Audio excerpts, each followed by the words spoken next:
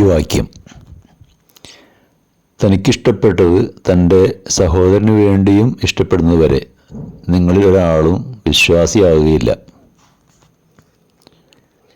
ഒരേയൊരു ദൈവം, ഒരൊറ്റ ജനത എന്ന സാഹോദര്യത്തിൻ്റെ മാനവികതയുടെ സന്ദേശമാണ് ഇസ്ലാം വിഭാവനം ചെയ്യുന്നത്.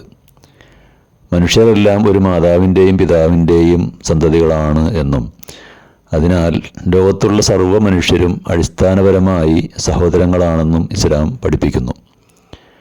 നിങ്ങൾ സ്വയം ആഗ്രഹിക്കുന്ന എല്ലാ നന്മകളും, ഉദാഹരണം ആരോഗ്യം, ധനം, സന്തോഷം, സമാധാനം തുടങ്ങിയവ തൻ്റെ മനുഷ്യ സമൂഹത്തിൽപ്പെട്ട സഹോദരനും ഉണ്ടാകണം എന്ന് ആത്മാർത്ഥമായി ആഗ്രഹിക്കുക.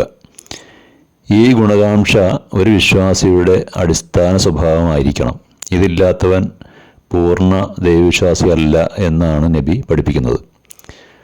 വെറും ആഗ്രഹം മാത്രം പോരാ, സഹോദരന് നന്മ നേടിക്കൊടുക്കാൻ വേണ്ടുന്ന സാധ്യമായ പ്രവൃത്തികളും ചെയ്യണം. ഉദാഹരണത്തിന് ഒരു ദരിദ്രനെ സഹായിക്കുക, കഴിവനുസരിച്ച് സാമ്പത്തിക സഹായം നൽകുക, അല്ലെങ്കിൽ നല്ല ഉപദേശം ആവശ്യമുണ്ടെങ്കിൽ ഉപദേശിക്കുക. അതേപോലെ ശത്രുത, വിദ്വേഷം, അസൂയ, വഞ്ചന, പരദൂഷണം തുടങ്ങിയ ദുസ്വഭാവങ്ങളൊക്കെ വെടിയുക.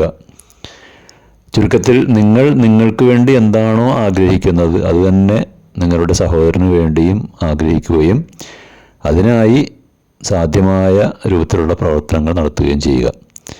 ഇതായിരിക്കണം ഒരു യഥാർത്ഥ ദൈവവിശ്വാസിയുടെ സ്വഭാവം.